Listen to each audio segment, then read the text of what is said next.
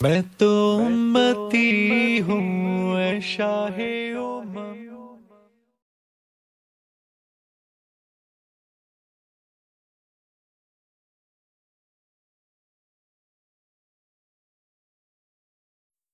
লালিত পালিত হয়েছি বলে আর সবকিছু ওই সময় ছাত্র মজলিস করতাম, কিন্তু এর বাহিরে যাওয়ার কোনো একটা সুযোগ ছিল না। সবসময় পাঁচকলি পড়তাম, জুব্বা ছিল না অবশ্য।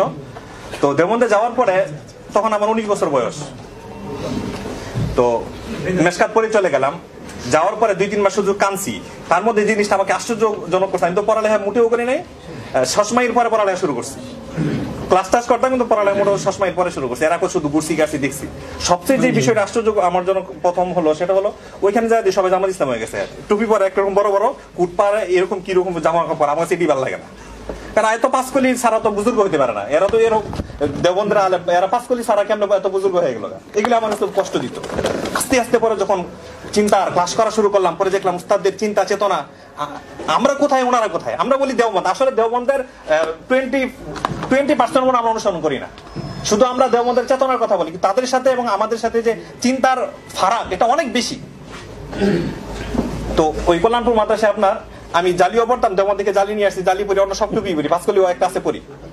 তো একদিন মিটিং এর মধ্যে আপনার মাদ্রাসার নিয়ম হচ্ছে ফরমে আছে পাঁচকলি পড়তে হবে, ছাত্ররা পাঁচকলির নিচে আপনার ওই সই দিয়া তারপর আপনার ভর্তি হয়। তো একদিন মিটিং এর মধ্যে আপনার আমি আর আরেকটা উস্তাদ ছিল, তার বাড়ি মাউন্টবাড়িয়া, দুইজন আপনার মিটিং এর সামনেই বসা। তখন মিটিং শুরু হওয়ার আগে এক উস্তাদ বলতেছে উনি পাঁচকলি গরানার লোক এবং খেলাফতে একটা লোক। তো উনি বলতেছেন যে মিটিং শুরু হওয়ার আগে মোতায়েন শেখ হুজুর আমার একটা কথা আছে। কি কথা? যে আমরা কানুন করি কিন্তু ছাত্ররা সে কানুন যখন বাস্তবায়ন করতে যায় তখন ছাত্ররা বলে যে অমুক উস্তাদ তো এত বড় আলেম, ওনারা তো পাঁচকলি পড়ে না, তা আমরা কেন পাঁচকলি পড়বো? এই জন্য আগে এখানে আইন করেন যে অন্য উস্তাদরা তারা কেন পাঁচকলি পড়ে না, এটা জবাব দিই তাদের কাছ থেকে।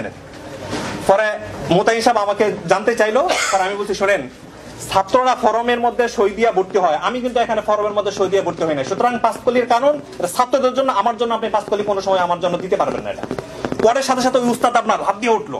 সে বলতেছে যে সে বলতেছে পাঁচকলি না তার কিন্তু বুজুর্গই হয় না। আল্লাহ আপনি বলেন সেই কথাটা বলে উঠছে। তখন পরে আমি আমার পুরো শক্তি নিয়ে তাকে বললাম শোনেন, আমার দেওবন্দের কোন উস্তাদ পাঁচকলি পড়ে না। এক কথা আল্লামা কামর সাহেব পাঁচকলি পড়েন, তাও এটা আপনার যখন গরমের সিজন থাকে, আর শীতকালে উনি বড় বড় টুপি পরেন। কথা বুঝতে পারছে? গেল একটা বিষয়। সুতরাং আমার মনে হয় যে পাকিস্তানি আলেমদের সাথে এবং দেওবন্দি আলেমদের সাথে আমাদের চিন্তার ফারাক অনেক বেশি। সুতরাং আমাদের সংকট, সবচেয়ে বড় সংকট হচ্ছে আমাদের চিন্তার জগৎটাকে আর একটু প্রসারিত করা। চিন্তার জগৎটাকে আমাদের আরো সম্প্রসারিত করা উচিত। আমরা যদি একটা গণনার ভিতর আলী হাসান ভাই যেটা বলে আমাদের, মানে আমরা 2-3 জন মিলে আমাদের, 2-3 জন মিলে আমাদের, ভাই 2-3 জন মিলে তো আমাদের হয় না। আমরা একটা বড় আমাদের গঠন করতে চাই, যে আমাদের চাদরটা অনেক বড় হবে, যেখানে এই মুসলিম উম্মার যারা আছে সকলেই চলে আসবে, বিশেষত আমাদের দেওবন্দি গণনার যারা আছে এরা অন্তত তাদেরকে নিয়ে আসবো। দেখেন আমরা যারা দেওবন্দি গণনা বলি, আমাদের ভিতরে কিন্তু অনেক অনেক ধরনের মতবাদ আছে, অমুক তমুক অমুক তমুক। আপনি খতিব তাজুল সাহেবের সাথে আমার কেন সম্পর্ক? অনেকে বলে হ্যাঁ উনি তো আপনার দালাল, আপনি কেন তাকে প্রমোট করেন? আপনি কেন হাইবুর মেজবার সাথে আপনার সম্পর্ক? আরে ভাই হাইবুর মেজবা কি অন্যদের লোক? সরমনাই কি অন্যদের লোক? খতিব সাহেব কি অন্যদের লোক? খতিব সাহেব কি জামাতের দালাল, আওয়ামী লীগের দালাল? এই কথাগুলো আমাদেরকে বারবারই শুনতে হয়। সুতরাং কেন আমাদের চিন্তার জগৎটা অনেক সীমিত। এই জন্য সকলের কাছে সীমিত অনুরোধ যে আমাদের চিন্তার জগৎটাকে আরো সম্প্রসারিত করা উচিত। আরেকটা বিষয়, এই সমাজের সাথে দেওবন্দি আলেমদের সম্পর্ক অনেক বেশি, কিন্তু এটার ফলাফল কিন্তু বাস্তবে এতটা না। তার অনেকগুলো কারণ আছে। দেখেন বাংলাদেশের বর্তমানে সবচেয়ে বড় বক্তা, জনপ্রিয় বক্তা হচ্ছেন মাওলানা হাবিবুর রহমান সিদ্দিকী। হ্যাঁ, ওনারা 3 ভাই বাংলাদেশের সবচেয়ে বড় বক্তা। তো দেখেন এত জনপ্রিয় বক্তা হওয়া সত্ত্বেও ওনারা 3 ভাই মিলে ওনার বাপকে কিন্তু চেয়ারম্যান বানাতে পারছে না। আমার কথা বুঝতে পারছেন? ওনারা 3 ভাই মিলে, হাবিবুর রহমান সিদ্দিকীর একটা মাহফিলে 50,000 পর্যন্ত মানুষ হয়, এই 50,000 ভোট পাইলে সে এমপি হয়ে যেতে পারবো, কিন্তু তারা 3 ভাই মিলে তার বাপকে চেয়ারম্যান বানাতে পারে নাই।